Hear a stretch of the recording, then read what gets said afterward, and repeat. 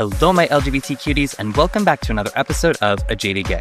I'm Rob Lovelace, and today we're talking about something that many of us do without realizing it: code switching.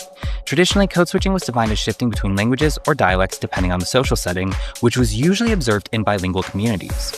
But over time, the definition expanded. Today, code switching isn't just about language. It can also mean adjusting tone, behavior, appearance, or mannerisms to fit into a dominant culture. Now, there's two main types: language-based and culture-based. Language-based might involve switching between languages or dialects. Meanwhile, culture-based code switching can include changing how you dress, how you carry yourself, or even how you speak in different environments. And that brings us to two important ideas: contextual identity and absolute identity. Contextual identity is the version of ourselves we present depending on the setting. Meanwhile, absolute identity is our full authentic self. Now, some level of adaptability is human, but when we feel forced to hide parts of ourselves because they're seen as unprofessional, undesirable, or unsafe, that's when code switching becomes harmful. And people code switch for a few key reasons.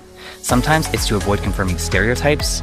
Other times it's to achieve a specific result, like career advancement or even safety. And in more extreme cases, especially for marginalized communities, it can feel like a matter of survival. Other times, it's unconscious when we naturally shift around different social circles. And sometimes it's about expression, like blending languages or cultural references in a way that feels authentic. But code switching can be exhausting. Research shows it can lead to emotional fatigue, burnout, irritability, dissatisfaction at work, and even decreased performance over time. And it's not just mental, it can be psychologically stressful, especially when someone feels pressure to suppress parts of their identity. Specifically for gay men, code switching often shows up in subtle ways. Some people notice their voice changes depending on who they're talking to. Others adjust how they dress, gesture, or talk about their personal lives at work versus in queer spaces. Additionally, trans and non-binary individuals may alter their presentation in certain environments to avoid hostility, misgendering, or even violence.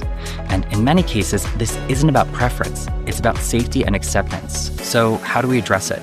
Well, systemic change matters. Creating more accepting environments, especially in workplaces, can reduce the pressure to code switch.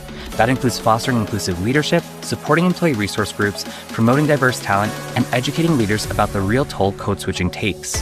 The goal isn't to eliminate adaptability, it's to create spaces where people don't feel forced to fragment themselves just to survive. So if you want to learn more about navigating code switching, check out the podcast episode and blog post linked below. And remember, every day's all we have, so you gotta make your own happiness.